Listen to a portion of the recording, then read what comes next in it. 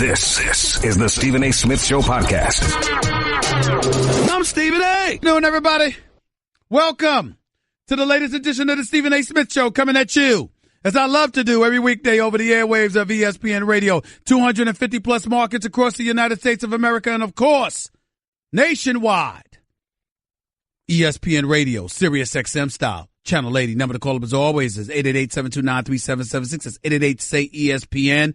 Looking at the television, breaking news, ex-Michigan State University, USA Gymnastics, Dr. Larry Nassar gets 40 to 175 years in his sexual assault case. They did not tell us, they did not give us specifics as to whether or not they would throw him under the jail with the sodomites. But let me be on the record to say that that's exactly what I was hoping he would get. He probably will get that, even though they don't want to announce that to the rest of the world. And I know I'm not supposed to announce it on a Walt Disney station, but damn it, that's how I feel. Man, Walker was a serial molester. I mean, it doesn't get much more despicable than him. He deserves to be in jail for the rest of his natural, miserable life. Plain and simple.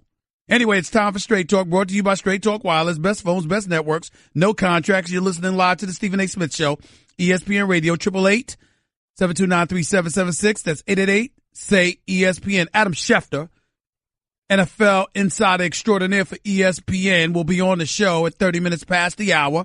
Had Adrian Wojnarowski, who's the same man on the NBA. He was here yesterday. Now I got Adam Schefter today. This is a good day, and there's a lot of stuff to get into, particularly with this upcoming Super Bowl, particularly with some of the hiring of these coaches, et cetera, et cetera. There's a whole bunch of stuff to get into. But not before we get into basketball.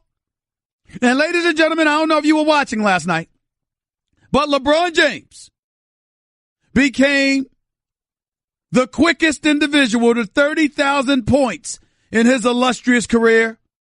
Now, if you read his note on Instagram, okay, you understand that, LeBron James hasn't really had time to reflect.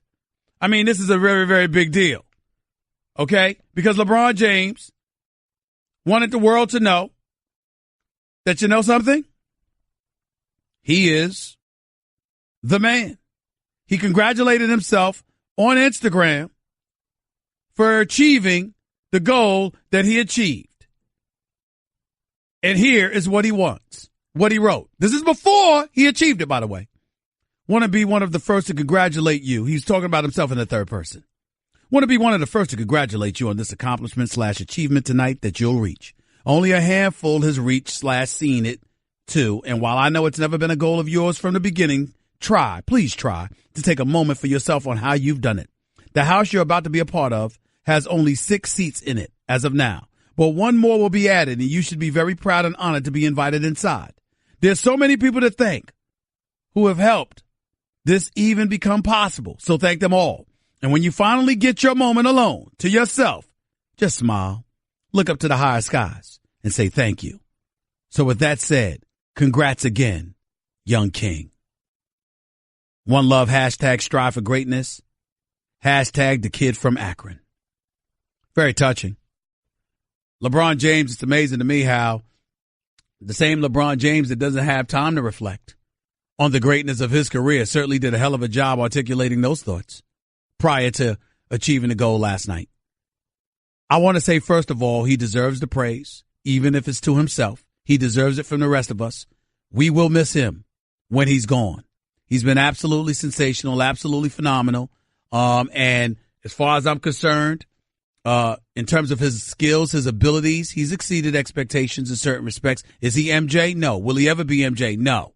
Some could argue he's not even Kobe because Kobe went to the final 7 times and won 5, even though 3 of them was with Shaquille O'Neal. Some make that argument against him. I'm going to look at it this way. LeBron James will go down as one of the top 2 or 3 talents in the history of basketball, one of the top 5 all time.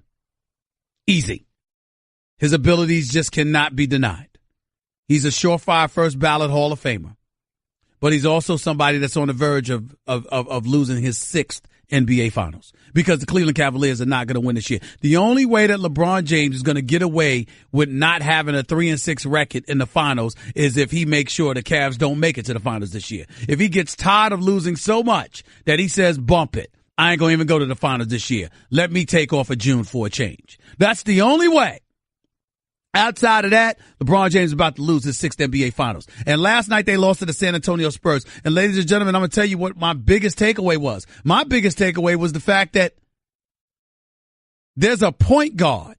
There's a new point guard in San Antonio. Second-year player DeJounte Murray. This kid is nice. I like him. And I think this kid has an incredibly bright future ahead of him. I don't know if anybody's been paying attention, but this kid can play. And he came in there last night and handled his business. First time as a starter. Because Greg Popovich had just announced a couple of days earlier to Tony Parker that he would no longer be in the starting lineup. It would be this kid out of the University of Washington who's 6'5", who's literally, 21, 22 years old? Actually 21 years old. Kid's nice. He's 6'5", wingspan that makes him be about 7 feet tall. Had 7 steals to go with about 19 points and 10 rebounds last night. I mean, this kid is nice. You can sleep on it if you want to. But I'm telling you right now, the Spurs, if this kid continues to play this way and they get Kawhi Leonard back, look out for the San Antonio Spurs. And why am I mentioning the San Antonio Spurs this early in the show? Because guess why? I think that if DeJounte Murray can end up being special as a point guard and Kawhi Leonard can get healthy and Greg Popovich is still coaching, I actually think the San Antonio Spurs is a team that LeBron James will consider going to this summer. That's right, I said it. Now, I told y'all before this season began what I was hearing if he didn't stay in Cleveland, and it was a long shot as to whether or not he would leave Cleveland, because most people believe he would stay. But if he were to entertain leaving, I was told it wasn't going to be the New York Knicks. It wasn't going to be the Los Angeles Lakers. It wasn't going to be the New York Knicks because of Dolan and the residue left behind by Phil Jackson. It wasn't going to be the Los Angeles Lakers because, damn it, they're too young, even though Kyle Kuzma is special. Just special.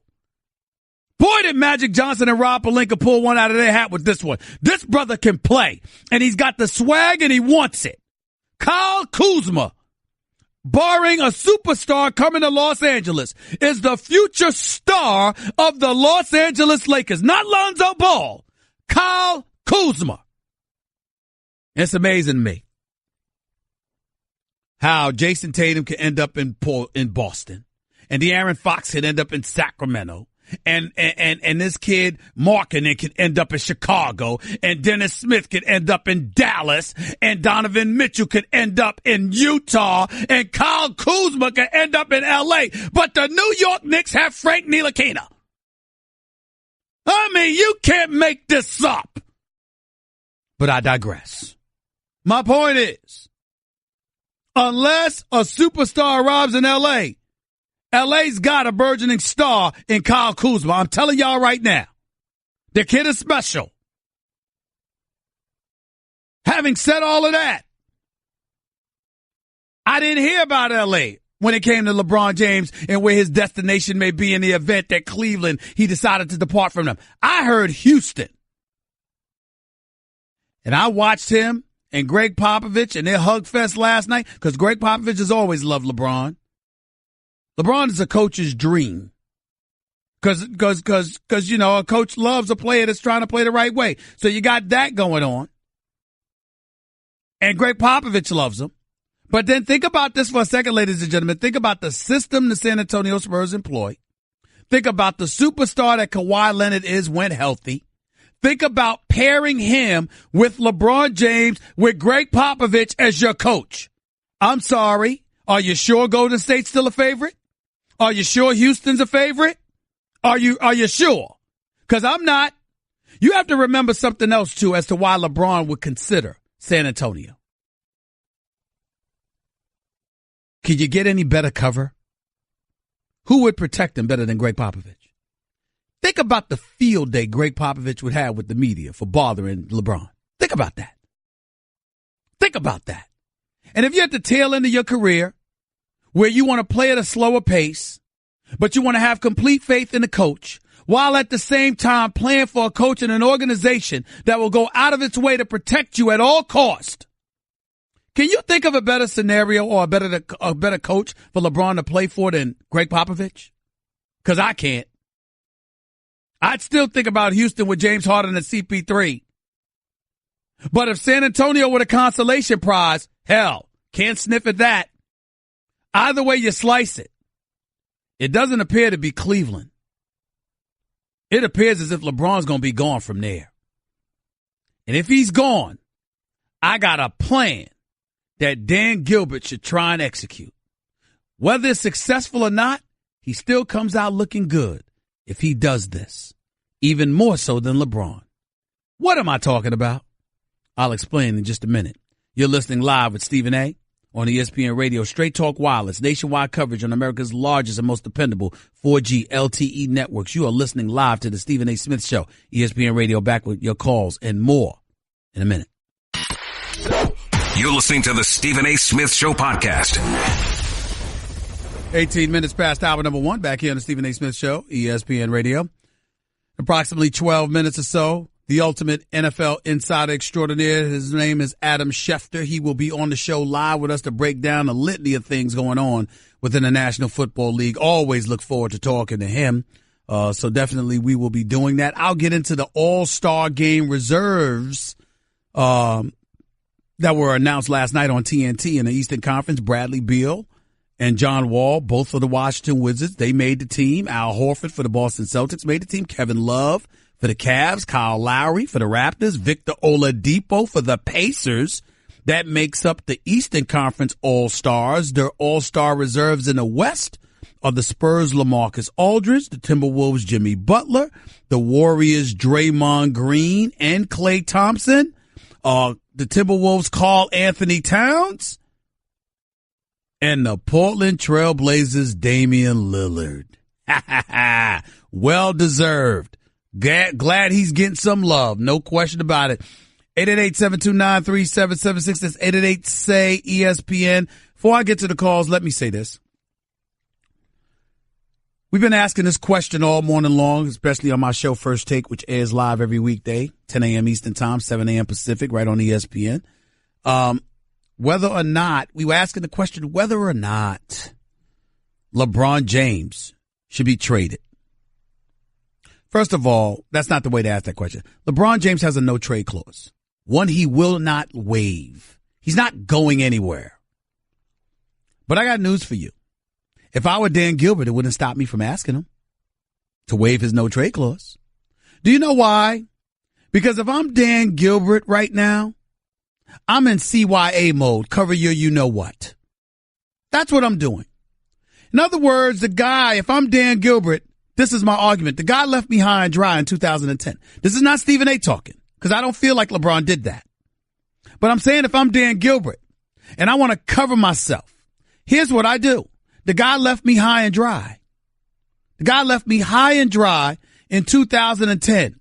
Ladies and gentlemen, he swears to care so much about this team, this franchise, this area, the success that this franchise brings to the area. Because when the Cleveland Cavaliers are successful, it does a lot for the local economy. We all know that because when LeBron left, it cost the city, the area about $1 billion. So when you're able to point to that, you're Dan Gilbert, you can make the argument. I could get a lot if I'm offering you. Could you please pick the teams that you'll waive your no trade clause for and give me an opportunity to make a deal with them so we can get something in return for losing you? Now, LeBron's not going to capitulate to that. He's no way in hell LeBron's going to do that. All right? Nor is he going to sign for 3 to 5 years in advance with Dan Gilbert because his mentality is all Dan Gilbert's going to do is sell the team because the team is highly more profitable with LeBron James on it than with LeBron James gone. So why should I commit to Dan Gilbert long term? Then he turns around, sells the team, and he walks away high and dry with a boatload of money, and I'm left in the lurch. That's what LeBron is thinking. So I don't blame him for not taking that position. All I'm saying is if I'm Dan Gilbert, I'm trying to cover myself. That's the position I would take. Knowing he won't waive his no trade clause, at least I get to announce to the locals, to the fans of Cleveland Cavaliers everywhere, I tried to get something for him because I know he's leaving. And he wouldn't capitulate. That way you cover yourself. Just a thought. Just a thought. 888-729-3776. It's 888-SAY-ESPN. Brandon in South Carolina, you're live with Stephen A. on ESPN Radio. What's up, Brandon? What's up, Stephen A? Long time no call, man. How you doing, brother? How you doing, man? How's everything? I'm good. I'm living good, good. I know right. you're doing good nationwide now. Thank you, First bro. of all, Will Cain was like a damn 4-year-old on TV today. I don't know who told him to come on TV like that or how that happened, but that makes no sense. Hold on. Are you talking about his ridiculous, ugly-looking shirt that he was wearing or his take? I mean, the take was stupid because, first of all, LeBron got the no trade clause, and it's not even the shirt. It's everything. Everything was bad. Okay. I don't know what he was doing. Okay, go ahead.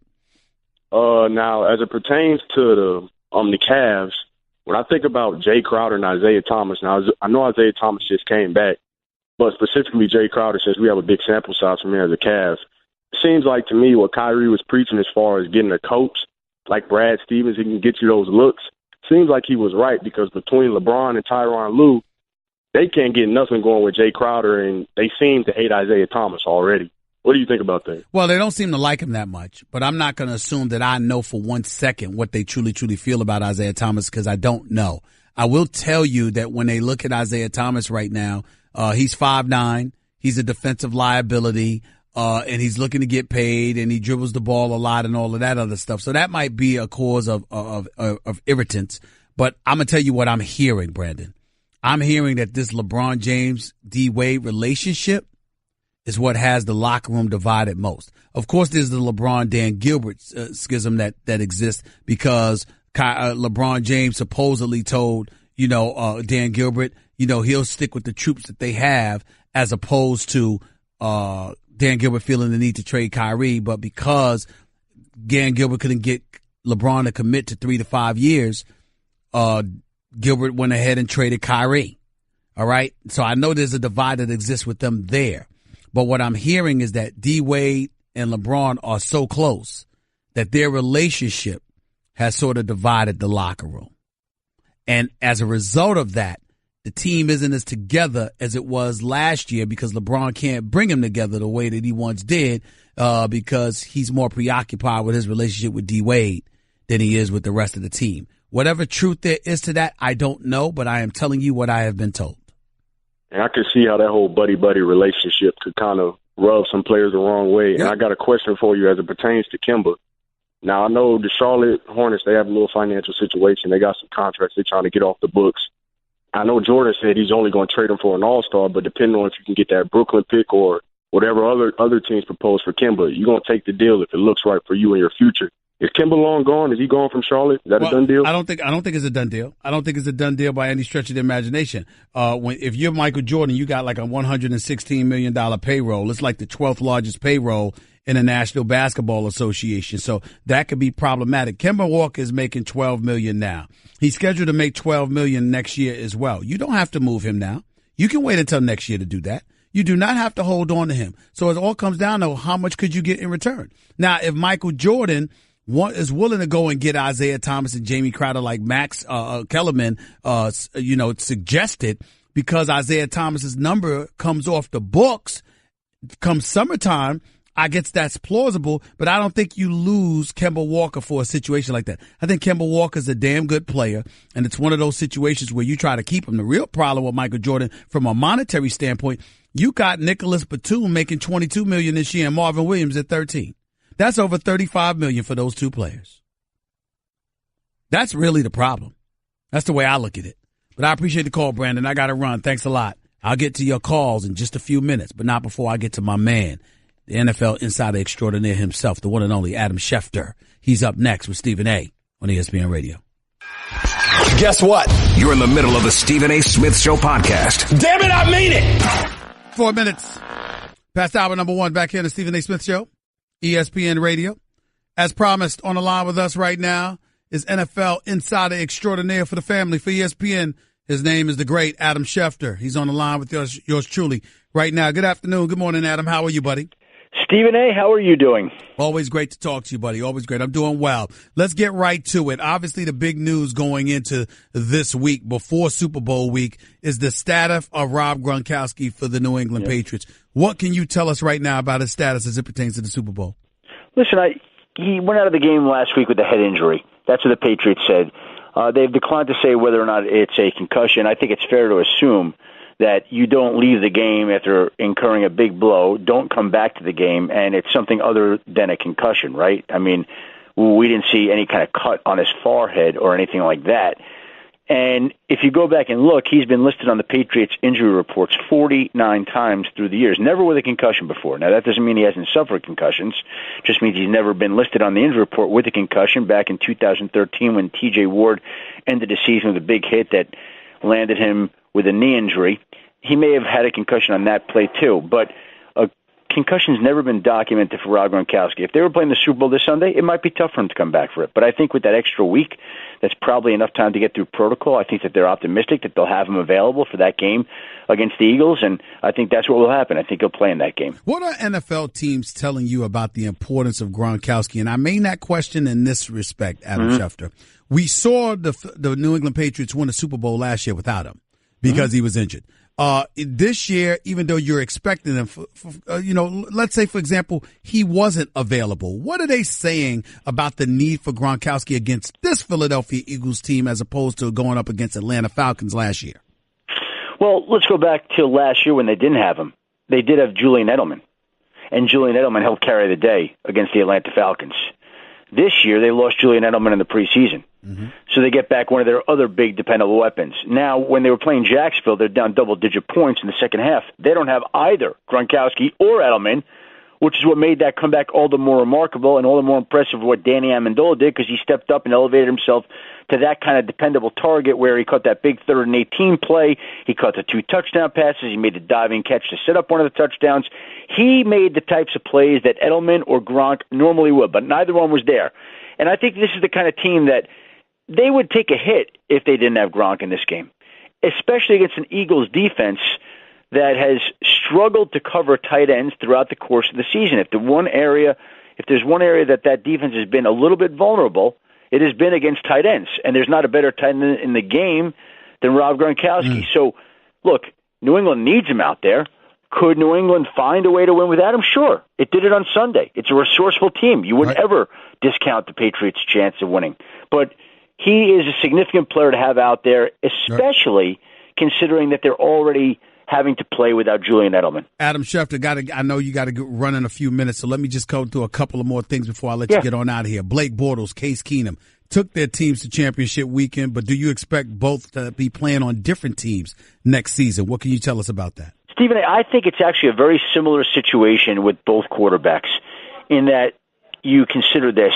I think both teams are okay with the guys. I don't think they love the guys.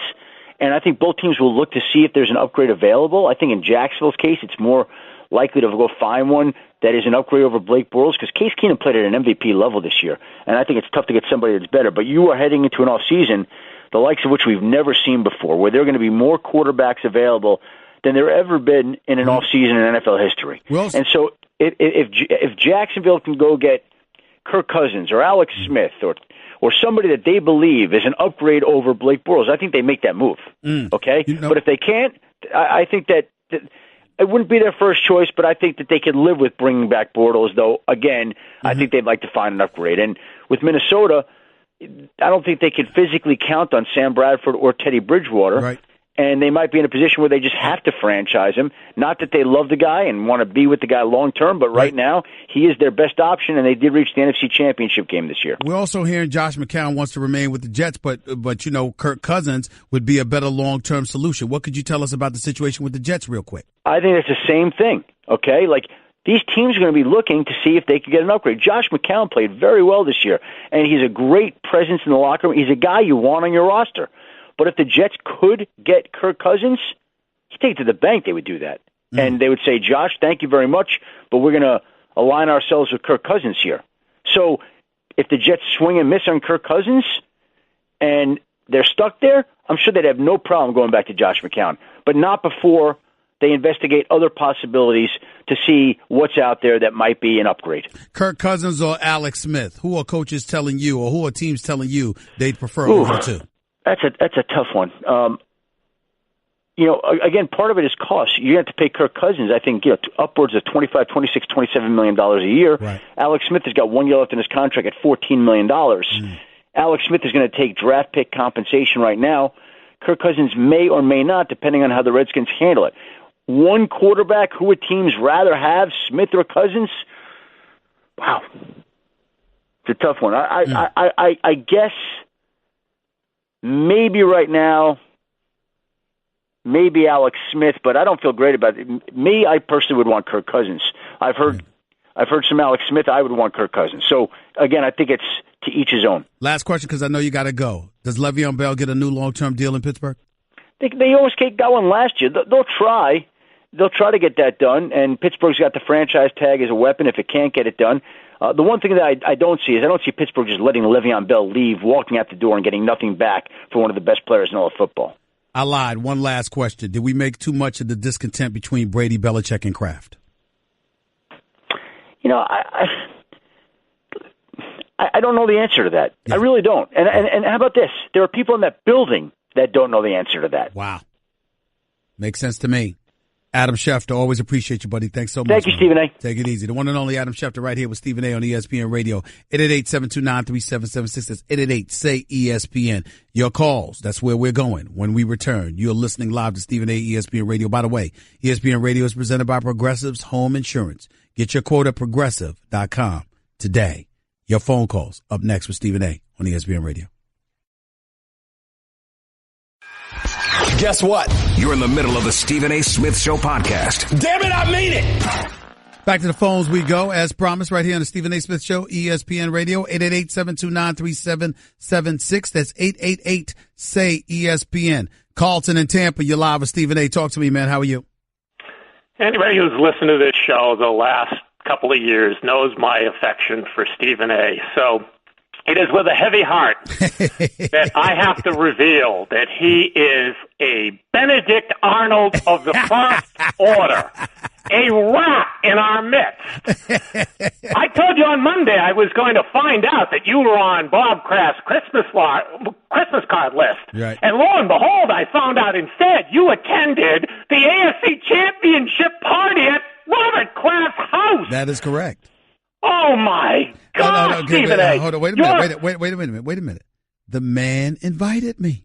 Yeah, I didn't ask to go. The man invited me. I happen to have profound respect for this champion of an owner. It's not Bill Belichick that invited me. It's not Tom Brady that invited me. It's not a conflict of interest. That's not the only owner that I've ever dined with or anything like that. There's a bevy of NBA and NFL owners that I have spoken to, or I've attended events that they have asked me to show up to, or whatever the case may be. And in all the years you have known me, it has never stopped me from calling it like I see it. What's the problem, Carlton? Your black and gold Steelers affinity card is hereby revoked.